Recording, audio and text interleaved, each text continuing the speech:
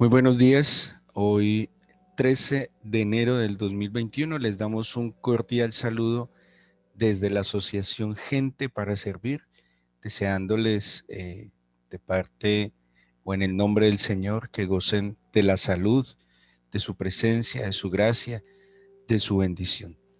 Para continuar con la lectura de la Biblia en un año, hoy les invitamos a seguir leyendo el libro del Génesis en el capítulo 20, Salmos capítulo 13 y Lucas capítulo 11, 29 al 54. Génesis 20, Salmos 13 y Lucas 11, 29 al 54.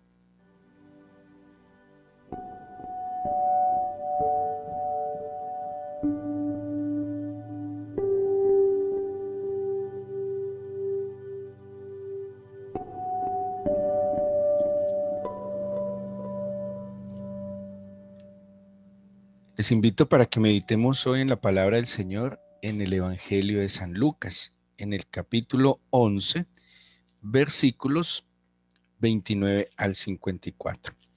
Ayer tuvimos la oportunidad de revisar un poco la vida de Lot eh, desde una perspectiva que la misma Biblia nos plantea. La Biblia en su riqueza literaria nos muestra en múltiples pasajes paralelismos, el bien, el mal, la luz, la oscuridad, la verdad, la mentira, eh, el camino de la vida, el camino de la muerte, y pues viendo la vida de Lot como en un paralelismo sobre la vida de Abraham, la vida de fe, la vida que se basa en la obediencia a la voz del Señor, pero también la vida de aquel que teniendo la oportunidad de estar bajo la cobertura del Señor, pues prefiere llevarse por sus sentidos y ve la conveniencia del entorno, de lo que la sociedad,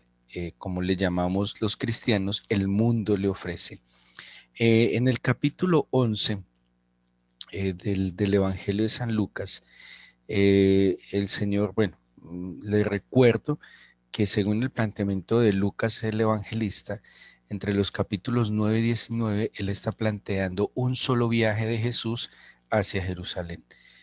Organiza de una manera magistral Lucas el evangelista el ministerio del Señor Jesús como un camino y desde el capítulo 9 en que el Señor dispone su corazón, se prepara para subir a Jerusalén a cumplir el propósito del Señor, pues vamos a encontrar una cantidad de situaciones, instrucciones, enseñanzas que Jesús va a estar viviendo en este camino, pues que se convierten en nosotros como una guía. En el capítulo 11 les enseña sobre la oración, sobre la necesidad de no bajar la guardia, de no dar las cosas por hecho. Y en el versículo 29 les va a plantear que en este camino pues hay una señal que nos guía y va a hacer una comparación también con su generación presente. Si analizáramos objetivamente, no pudo haber una generación más privilegiada en la historia de la humanidad, lo hablo desde la fe, que aquellos que tuvieron la oportunidad de evidenciar, de ver con sus ojos, de escuchar con sus oídos, de presenciar el ser más maravilloso que haya podido estar en medio de los seres humanos, que es Dios mismo, Emanuel, Dios con nosotros, nuestro Señor Jesucristo. No creo que haya habido una generación más privilegiada que esta, que escuchó sus enseñanzas, que vio sus milagros, que tuvo la oportunidad de evidenciar el ser más maravilloso de la eternidad. Y, pero también como fue la generación más privilegiada, lastimosamente fue una generación incrédula que ante semejante privilegio, pues no aprovechó esta oportunidad.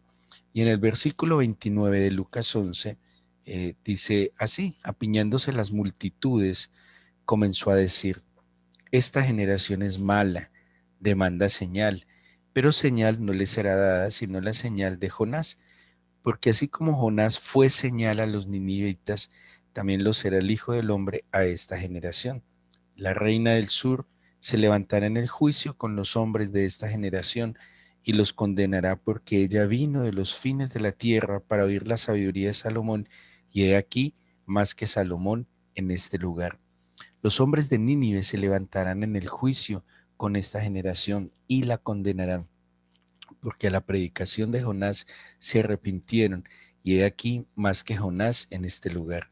Nadie pone en oculto la luz encendida, ni debajo del almud, sino en el candelero, para que los que entran vean la luz. La lámpara del cuerpo es el ojo. Cuando tu ojo es bueno, también todo tu cuerpo está lleno de luz. Pero cuando tu ojo es maligno, también tu cuerpo está en tinieblas. Mira pues, no suceda que la luz que hay en ti sea tinieblas. Así que, si todo tu cuerpo está lleno de luz, no teniendo parte alguna de tinieblas, será todo luminoso como cuando una lámpara te alumbra con su resplandor. Aquí vemos entonces que el Señor toma mm, dos personajes muy particular, dos personajes que son testimonio a extranjeros, Salomón y Jonás. Jonás fue testimonio a los ninivitas y Salomón fue testimonio, en este caso, a la reina de Saba. Y, y vemos esta generación que demanda una señal. Ahora, ¿para qué es una señal? ¿Para qué se necesita una señal? ¿Y quién pide una señal? Quien pide una señal es quien necesita una evidencia clara, quien necesita claridad para seguir un camino. La señal, como nos deja ver la Biblia acá, Jesús mismo era la señal, no era lo que él hiciera, no era lo que él dijera, era lo que él era. Y así lo plantea en el paralelo, así como Jonás fue el señal, así como Salomón fue señal, no pueden esperar otra cosa diferente que lo que ya está manifiesto. ¿Cómo era esta generación? Que pues los que han seguido con juicio la lectura de la Biblia durante este año, hemos estudiado, por ejemplo, la generación de Noé, la cual se plantea en el Nuevo Testamento, una generación que lastimosamente multiplicó la violencia y la corrupción, una generación que saturó a Dios, de alguna manera decirlo, y que Dios decidió aplicar un juicio divino y reiniciar todas las cosas. Una generación que es comparada, según el Nuevo Testamento, con una última generación o generaciones postreras que se levantarían, donde habría insensibilidad, donde el afecto fraternal disminuiría. Y aquí el Señor Jesús también nos plantea de una generación que era mala y adúltera, una generación de víboras, como también en Mateo 3:7 lo plantea, una generación incrédula y perversa, como también está en Mateo 17:17, una generación que demanda una señal. Quien, quien quiere creer, cree simplemente a la voz del Señor. Quien no quiere creer va a apalancar su incredulidad demandando señales que, como dice este mismo texto, solo las mismas señales del Señor Jesús. Pero repasemos un poco acerca de Jonás y del mismo Salomón. Jonás era un profeta. No vamos a entrar en detalles de cómo fue el ministerio de Jonás, sino lo que tiene que ver con lo que sí obedeció. Al cabo del tiempo, Jonás va a Nínive, una ciudad que estaba perdida, donde Dios había decidido emitir un juicio. Y la predicación de Jonás no era arrepiéntanse para ser perdonados, sino que la predicación de Jonás era anunciar destrucción. Eh, Jonás, en medio de todo, sabía que Dios en su misericordia podría perdonarlos. Él se presentó como predicador y al llevar esta enseñanza, pues trajo, o más bien este anuncio, trajo arrepentimiento y conversión de los ninivitas. ¿Qué hizo Jonás? Solo un anuncio. ¿Qué hizo Jonás? Solo un pregón. O sea que así fuera una generación pecadora, los ninivitas atendieron la voz. no le pidieron a Jonás una señal, no le pidieron a Jonás eh, que hiciera un milagro o que respaldara ese anuncio con una señal física. Lo escucharon, lo creyeron y obedecieron. ¿En qué redundó esto para los ninivitas? Su salvación. Salomón, también como rey, manifestó la sabiduría que recibió de Dios, no mostró ninguna señal y ambos, tanto Salomón como Jonás en sí mismos, fueron una señal.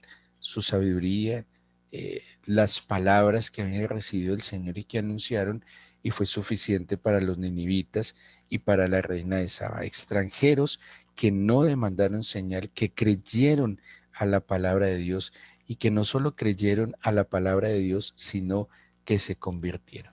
Ahora, si bien las personas que estuvieron en la época de Jesús, que lo vieron, que lo escucharon, que vieron no solo, que vieron sus señales, pero que además escucharon sus enseñanzas, tuvieron un gran privilegio. La Biblia dice que al que más se le da, más se le demanda. Ahora pensemos en esta generación, en el tiempo, en la época que a nosotros nos tocó. Sin duda alguna, en este momento de nuestra historia, nosotros como iglesia tenemos un sinnúmero de privilegios. La mayoría de las legislaciones en los países profesan el libre culto. O sea que en este momento, aunque hay algunos países como Corea, como China, que hay persecución a la fe cristiana, pero en la gran mayoría de los países, por lo menos donde nosotros estamos, hay libre culto. Podemos congregarnos, podemos profesar nuestra fe, podemos compartir con otros nuestra fe y es más, es legal hacer proselitismo religioso y sí es un privilegio. Hay una legislación que es favorable a la fe, ¿sí? Hay medios de comunicación, la fe está, hay acceso al conocimiento, hay acceso a la enseñanza. De hecho, diría yo, hay demasiada enseñanza a la luz de la Biblia, que pues, lastimosamente a veces no hay mucho filtro, pero hay mucho acceso para conocer la Biblia, la enseñanza bíblica. Sí somos una generación también con muchos privilegios, con muchas facilidades. Hay mejores recursos, las iglesias están mejores dotadas, son más cómodas, tienen unas condiciones tecnológicas adecuadas para la enseñanza de la palabra de Dios. Pero, ¿qué está pasando con esta generación? Esta generación de verdad está atendiendo la voz del Señor. Esta generación es consecuente al privilegio que tiene de poder profesar con libertad una fe. Esta generación en verdad está siendo testimonio, está siendo luz a otros que están en tinieblas.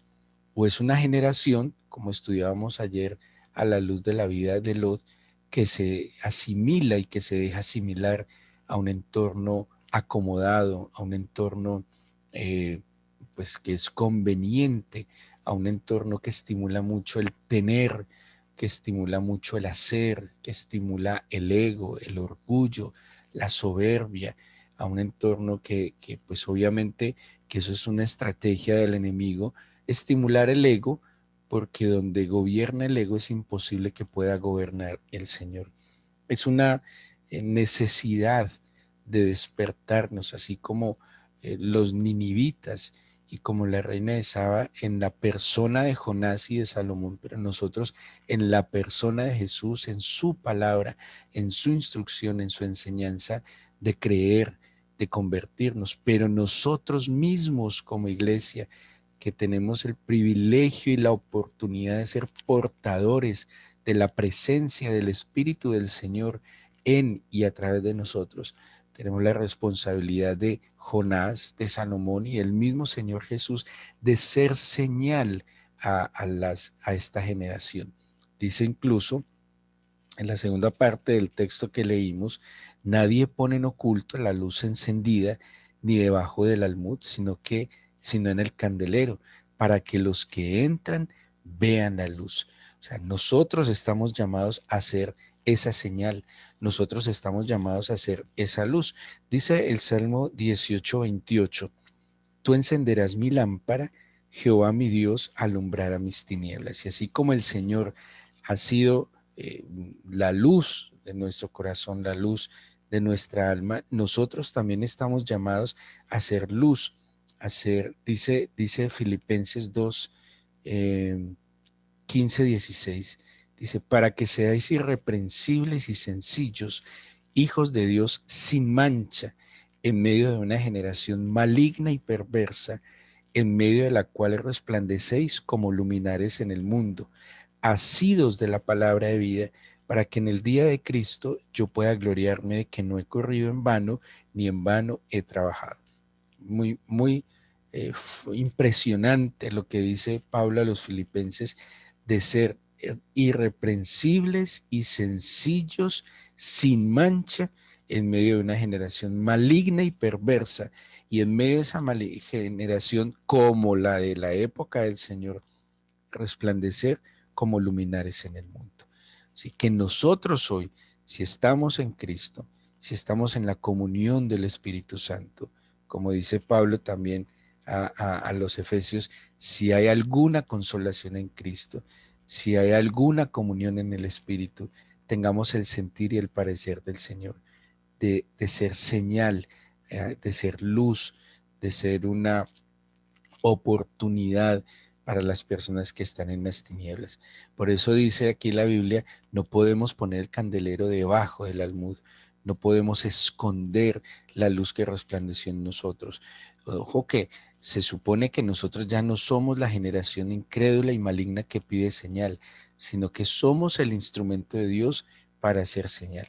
Ayer hablábamos de Lot y Lot lastimosamente no fue señal ni a su propia casa porque, porque Lot no logró salvar ni a su esposa y por falta de ser luz en su propia casa, pues ni siquiera salvó a los que estaban más cerca y ya sabemos en qué desencadenó la historia de Lot con el incesto de sus hijas. Nosotros estamos llamados a que esa luz del Señor resplandezca en, sobre y a través de nuestras vidas. Tenemos una oportunidad maravillosa en una generación que lastimosamente está siendo consumida en el afán y en la ansiedad. Que la luz del Señor, que la luz de la verdad, que la luz que disipa las tinieblas, que nos saca del engaño, de la mentira, resplandezca en nuestros corazones y que nosotros podamos ser ese instrumento para salvación.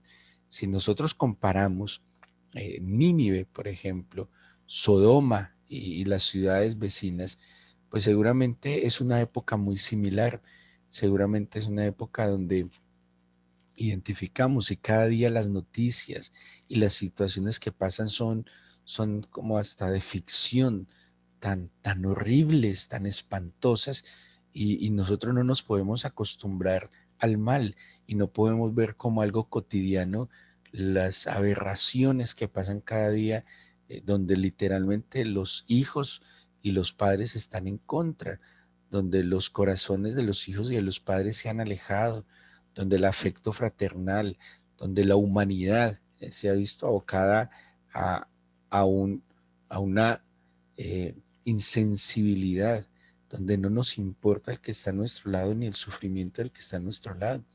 Estamos llamados a despertarnos, a dejar que la luz del Señor resplandezca a través de nosotros y que, por Dios, no nos podemos ir a una eternidad pensando en que aquellos que están a nuestro lado se van a ir a una eternidad sin el Señor.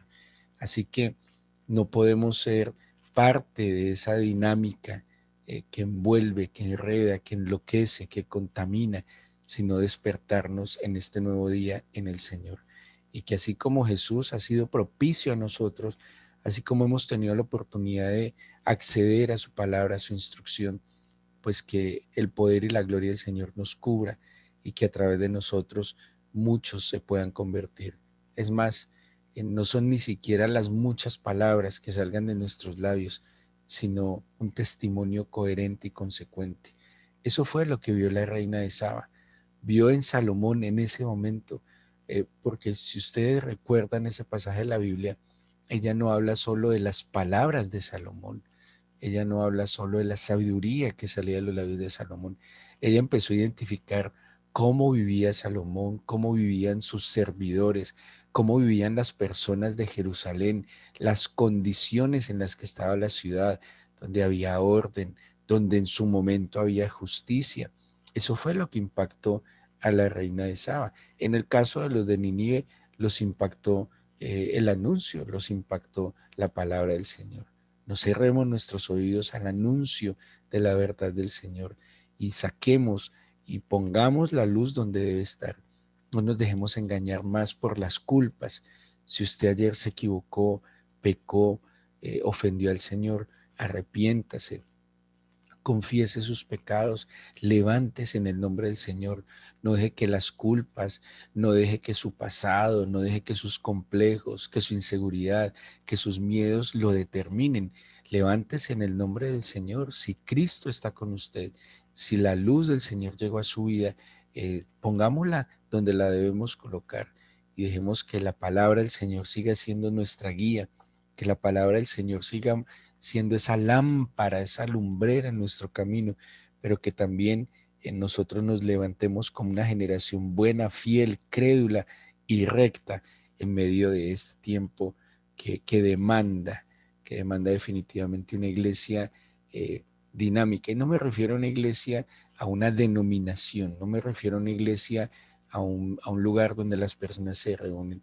Me refiero a lo que en verdad es la iglesia, cada uno de nosotros como el cuerpo dinámico del Señor, que no está sujeto ni siquiera a las normas, ni siquiera a los lugares, ni a los dogmas de los hombres, que está sujeto a la verdad absoluta que proviene de los labios del Señor. Oremos, entreguémosle este día al Señor y pidámosle a Dios que así como Él ha sido propicio a nosotros que hemos sido pecadores, pues que Dios nos permita a nosotros ser esas luminarias, ser esa luz en medio de las tinieblas y que logremos a través de nuestro buen testimonio dar de la gracia que nosotros hemos recibido.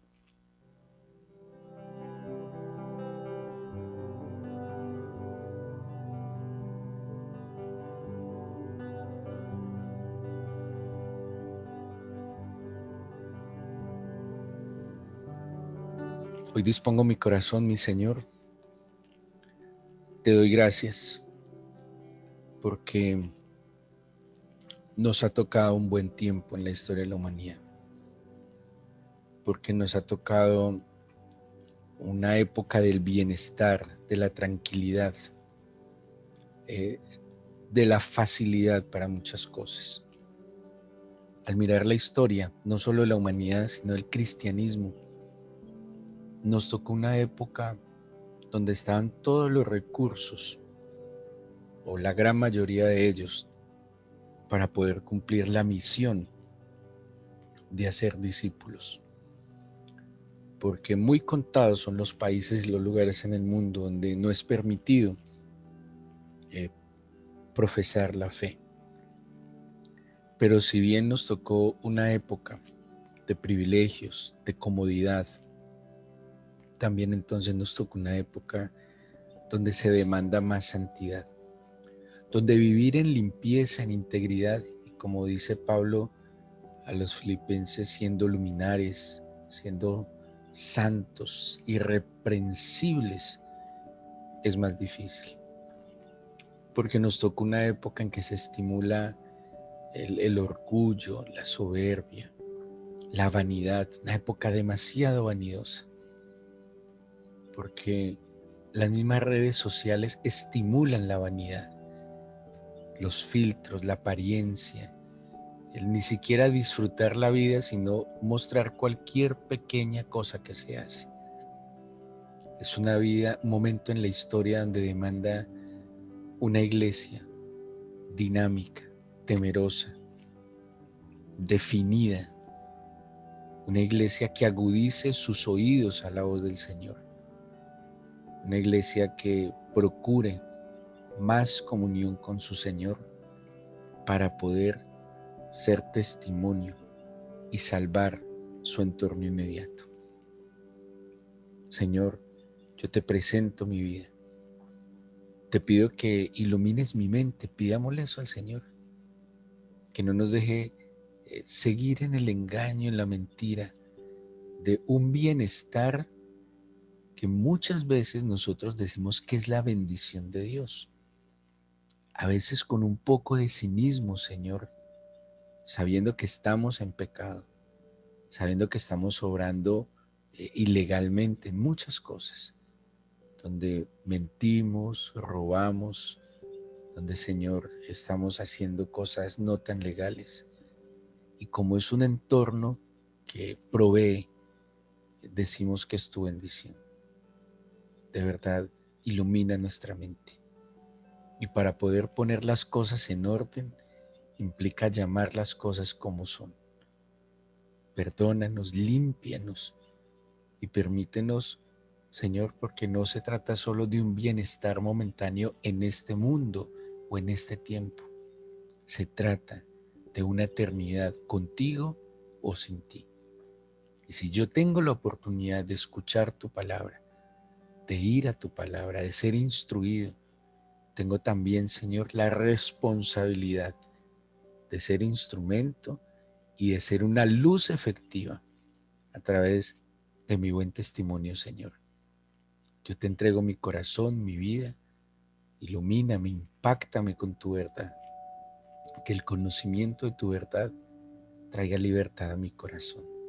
Oremos hoy, oremos de todo corazón, no solo porque usted sea luz en su entorno inmediato, sino porque nosotros como iglesia impactemos más nuestro entorno, que de verdad más personas dejen sus malos caminos, que el corazón de los padres vuelva a los hijos, de los hijos a los padres, que haya perdón, reconciliación, que los esposos se amen, vivan en fidelidad, que disfruten cada día que Dios les permite vivir como esposos, que las personas con responsabilidad desarrollen sus tareas. Trae esperanza a este mundo. Nosotros somos un medio para traer esperanza a este mundo, Señor. Entréguele a Dios su corazón y pidámosle que Dios tenga misericordia de nuestra ciudad, de nuestro estado, departamento, de nuestro país.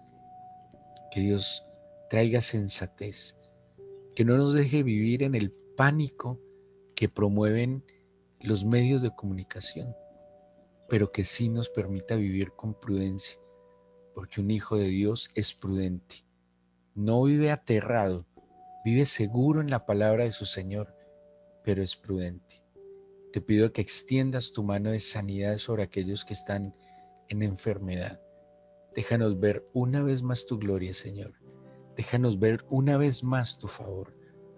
Coloca tu mano poderosa, Señor, en ese lugar afectado, físico, pero también donde hay enfermedad del alma, ansiedad, depresión, preocupación. Extiende tu mano de poder sobre cada espíritu, Señor. Trae libertad. Sé tú, Señor, dinamizando la vida espiritual de tus hijos. Yo te pido, Dios, que guardes en completa paz aquel cuyo pensamiento en ti persevere, porque en ti confía, Señor, y que fortalezca, Señor, nuestro corazón en ti. Gracias por escucharnos, por bendecirnos y por darnos tu palabra para encontrar tu camino, Señor, en el nombre de Jesús. Amén.